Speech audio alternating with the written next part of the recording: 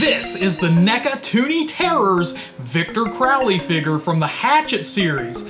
And I've never owned one of these before, but I have to say I'm pretty excited because they remind me of like those old school wrestling figures that were made out of rubber or something like that. When's the last time you saw one of those? But I also have to admit that I am very concerned. Victor Crowley skips leg day. I hate to say it, but just looking through the package on this guy, I can tell this man has SpongeBob butt, bro.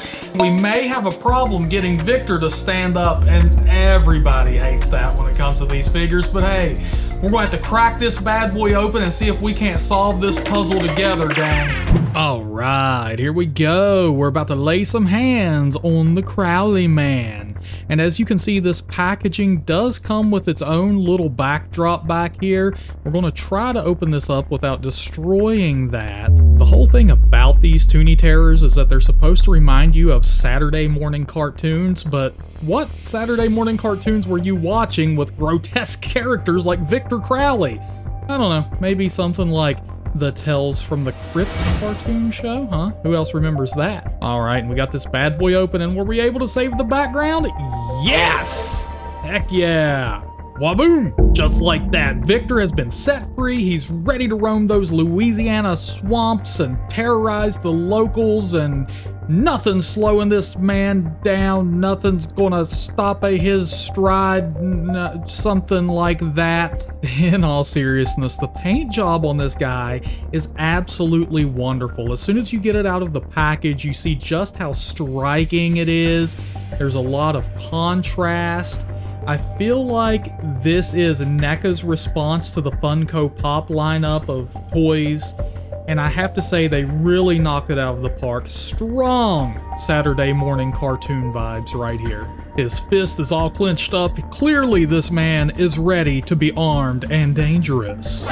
Boom, there he is, ready to kick some butt, ready for battle. Bring it, R.A. Mahaloff and you swamp hunters. But looking at the articulation here, you can see that his wrist does move on this side. Unfortunately, the other does not. Both arms do move up and down, albeit they're both a little bit stiff. On this side, you can see we can get that chopping action with old Victor Crowley. Oh, he's going to work, look at that. But the feet do not move either, nor does the waist. It looked like the waist was going to move, but nah, doesn't. The head itself, now that does move. Victor can get jiggy with it. Look at that. The head is clearly on a ball joint, so you can move it around a little bit. Looking at some of the detail here, he does have the hatchet slash in his face, courtesy of his own father in the film when he was trying to save his life. And if you look at this hair, like, yikes! Oh my god, dude. That's like some Devin Townsend or the Ripper from Last Action Hero hairline. What has happened?